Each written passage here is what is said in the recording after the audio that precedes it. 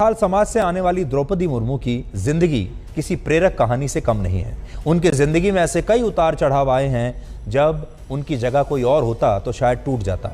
लेकिन द्रौपदी मुर्मू मानसिक शक्ति की एक ऐसी मिसाल है जिनसे देश के हर युवा को आज सबक लेना चाहिए, और मैं तो ये कहूँगा कि खास तौर पर हर महिला को तो ज़रूर सबक लेना चाहिए।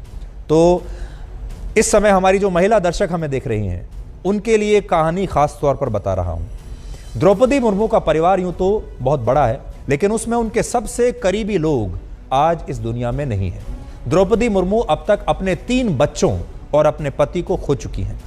1984 में द्रौपदी मुर्मू ने अपनी 3 साल की बेटी को खो दिया। इसके बाद 2010 में उनके 25 वर्षीय बड़े बेटे की मौत एक दुर्घटना में हो गई। इसके बाद 2013 में उन्होंने अपने छोटे बेटे को भी खो दिया, और फिर 2014 में उनके पति ने भी उनका साथ छोड़ दिया, उनके पति की भी मृत्यु हो गई। तो आप ये समझ लीजिए कि 5 साल के अंदर अंदर द्रौपदी मुर्मू ने अपने 2 जवान बेटों को खोया और फिर अपने पति को खोया।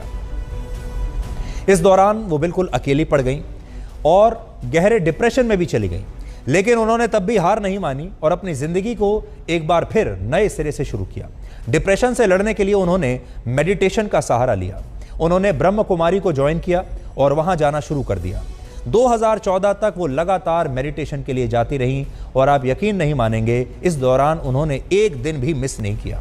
वो हमेशा अपने साथ ब्रह्म कुमारी संस्थान से जुड़ी एक पुस्तक रखती थी, जिससे उनका ध्यान करने का जो रूटीन था वो कभी भी टूटा नहीं। और आखिरकार धीरे धीरे उन्होंने अपनी इच्छा शक्ति से डिप्रेशन को हरा दिया।